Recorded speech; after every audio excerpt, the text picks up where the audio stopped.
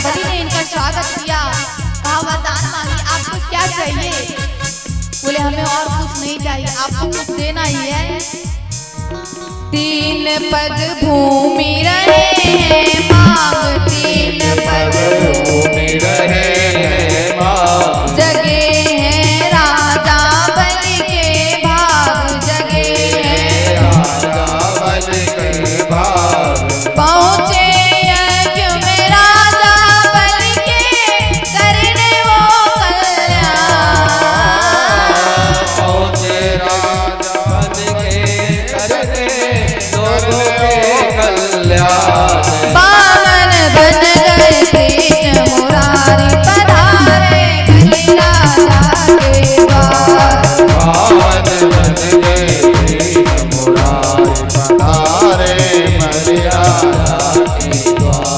पधारे बलि राजा के द्वार, पधारे बलि राजा के द्वार, पधारे बलि राजा के द्वार, पधारे बलि राजा के बोले बामन भगवान की जय, भक्तवत्सल भगवान की जय। बामन अवतार धारण करके राजा बलि से 3 पग भूमि मांगे।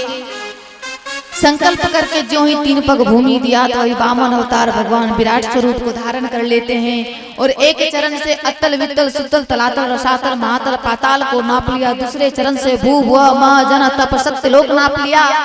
अब भगवान कहते हैं राजन तुमने 3 पग भूमि का संकल्प लिया, ये तीसरा पग मैं कहाँ रखूं? बलि ने कहा महाराज ये बताएं दान सबसे बड़ा होता है या दानी? बोले सबसे बड़ा दानी होता है। तो आपने हमारे संपूर्ण दान को तो नाप लिया लेकिन मुझ दानी को नहीं नाप पाए, तो एक पग आप हमारे सर पे रख दे और हमें अपना ले। और एक पग राजा बलि के ऊपर भगवान ने रखा और भगवान ने राजा बलि का उद्धार किया। वरदान में बलि ने कहा मुझे आपका दर्शन होता रहे, तो सुतल लोक में जाकर के भगवान पहरेदार बन गए। नारद जी के अध्यक्षता में भगवती लक्ष्मी जाती हैं, राजा बलि के हाथों में रक्षा सूत्र बांधती हैं और बदले में अपने स्वामी जी को मांगते वहां से लेकर के आती हैं। इसी के साथ अष्टम स्कंद का विश्राम होता है। बोलिए भक्तवत्सल भगवान की जय। 9वें स्कंद में 24 अध्याय है, जिसमें 12 अध्यायों में सूर्यवंश की चर्चा है और 12 अध्याय में चंद्रवंश की चर्चा है, जिसमें सूर्यवंश में अनेकानेक राजा हुए। न सकते विस्तर तुम वक्तु वर्ष सतेर। भगवान सुखदेव कहते हैं परीक्षित सूर्यवंश के राजाओं की चर्चा इतनी बृहद है कि कोई व्यक्ति यदि चाहे कि इनकी व्याख्या करें तो 100 वर्षों में भी इनकी कथा पूरी नहीं की जा सकती है।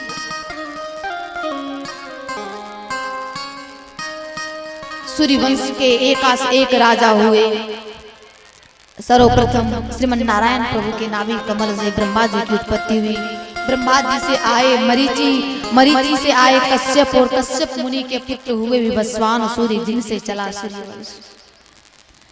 एक से एक राजा हुए।